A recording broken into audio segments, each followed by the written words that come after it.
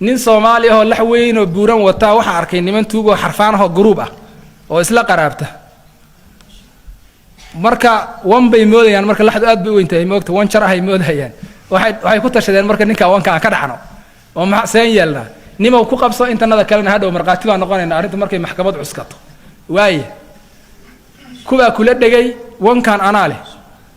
wan ma aha muu dhihina meel buu la gaadahay wuxuu yiri adar malihid buu ku yiri waa la isqabsaday boolis baa timid station iyo maxkamad bay cuskatay soo dacwadaada wankan aan leeyahay ninkan oo iga soo dhacay وانين معجزة نين كان كالأوران ما هي وروح وان ما هنا وضريرسان تاي ما أوران هي موت شكله نصاف ترنتو دي ده هي مهل بكولا موته قد بكولا مركز وحي كيري وحال إرياك عام مرقاتي على لقوم أقر سنة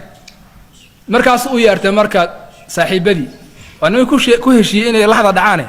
مركز وحي يري وي مادين محمد مرقاتي كتين وان كان إنه هبل ليه هاي وان بيتاجيه ولي ماركسه واللونسيه مركز ninkii lagu soo jeesto leeyahay marqaatigu ninkii la yimid